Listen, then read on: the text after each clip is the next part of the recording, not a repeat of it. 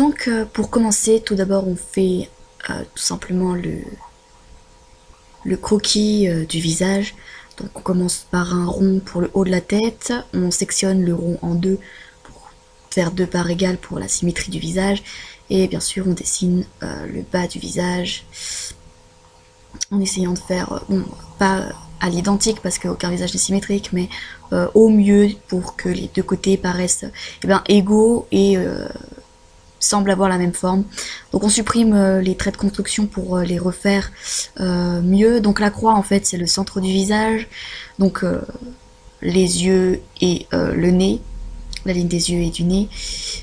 Donc moi je commence par la bouche. Tout le monde ne commence pas par la bouche, hein. En général on dit qu'on commence par les yeux, mais j'ai préféré commencer par la bouche. Ensuite voilà, je dessine le nez. J'arrivais pas à trouver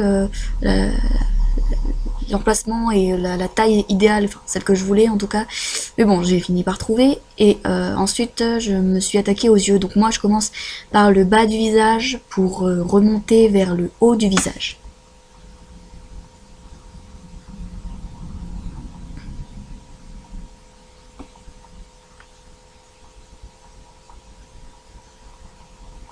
Donc voilà, donc là vous avez pu voir que les yeux étaient pas du tout au même endroit, de la même taille, etc. Donc en fait j'ai tout refait, j'ai même refait plusieurs fois parce que c'était pas la bonne hauteur, c'était pas bon, voilà. Mais bon, on a tous son côté compliqué, on va dire, et donc moi le mien c'est celui de droite. J'ai un peu du mal à faire deux fois le même côté, et donc c'est embêtant. C'est surtout sur la taille là qui m'embêtait le plus, et puis la forme des cils, parce que ce sont de très très longs cils.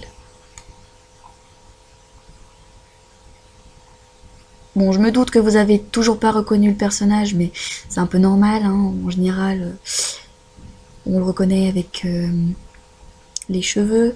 Donc voilà, donc là j'ai supprimé les traits de construction pour y voir plus clair sur mon dessin.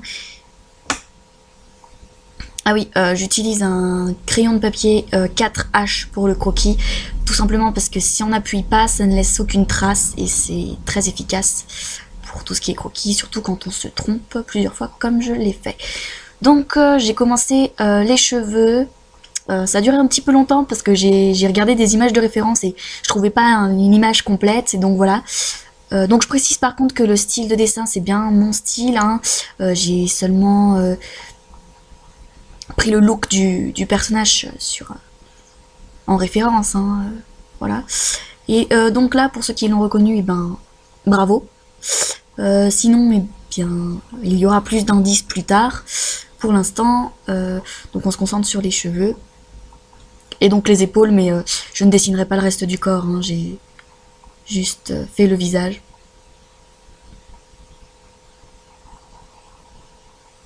Voilà, donc pareil, le centre des cheveux, j'ai recommencé plusieurs fois.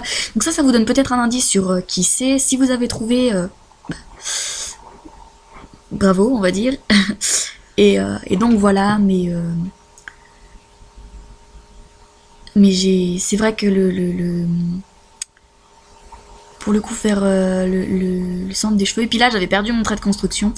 En fait, je l'avais trop bien fait, du coup je le voyais plus du tout. Et donc j'ai fini par le retrouver plus tard, voilà. Donc là, comme vous pouvez le voir, je l'ai retrouvé. Et donc, grâce à ce sommet de la tête, donc de mon trait de construction, et ben tout simplement j'ai modifié l'intérieur, enfin les cheveux au sommet du crâne pour que ça paraisse plus adapté. Voilà, et donc là on arrive sur l'élément qui justement va vous donner peut-être l'un des tout premiers meilleurs indices sur la personne qui c'est, enfin sur qui est le personnage que je suis en train de dessiner.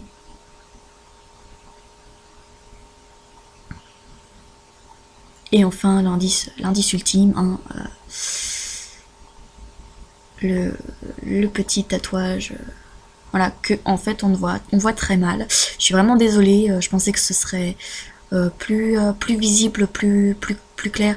Je ferai attention de mettre un zoom, enfin de zoomer un peu la prochaine fois sur l'image.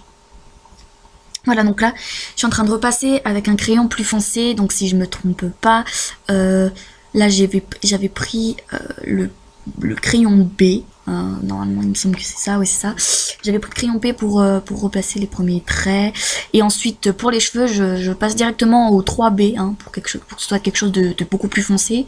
Donc là malheureusement mon 3B a mis un peu de temps à chauffer parce que comme vous le savez, plus on monte dans les baies, plus la mine est grasse. Sauf que c'était un crayon dont je ne m'étais pas servi depuis très longtemps, donc la mine n'était pas du tout chaude et grasse, et elle s'est graissée plus tard, donc c'est bien plus foncé sur le sommet du crâne. C'est pas parce que j'appuie plus, c'est uniquement parce que la mine s'est chauffée. Donc voilà, donc je repasse au 3B. Et au 4B par-dessus pour toujours donner ce contraste. Surtout que là, ça va être important parce que... Len Kagami est très blond, hein, c'est un jaune. Donc quand on fait une image en noir et blanc avec un jaune, eh bien seules les ombres vont être colorées et le reste sera blanc. Donc il faut qu'il y ait cette démarcation importante. Ensuite je prends mon crayon H pour faire les yeux, tout simplement parce que c'est important, voilà. Et donc là, comme vous avez pu voir, j'ai effacé un côté de l'œil pour y mettre la touche de lumière. Ça va très vite.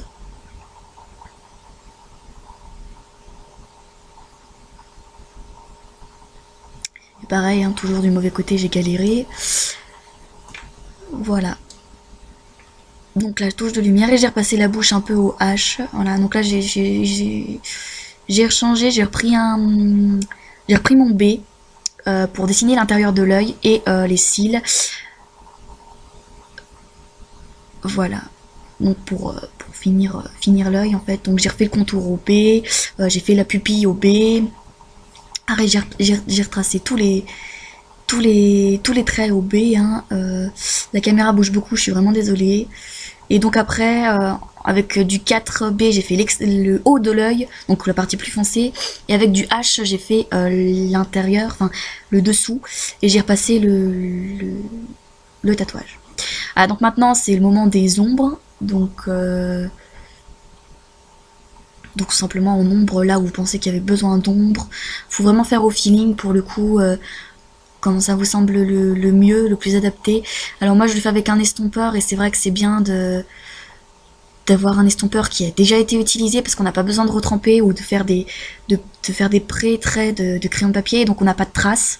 Donc voilà, donc pour les cheveux c'est pareil, il faut vraiment faire au feeling, et surtout il faut respecter votre axe de lumière, l'axe de lumière que vous pensez avoir mis lorsque vous avez fait le dessin, et donc la zone lumineuse qui va tomber sur les cheveux et la zone d'ombre, pareil sur le visage. Et donc voilà. Donc voilà, merci à tous d'avoir regardé cette vidéo. N'hésitez pas à vous abonner, laisser un commentaire, un pouce bleu.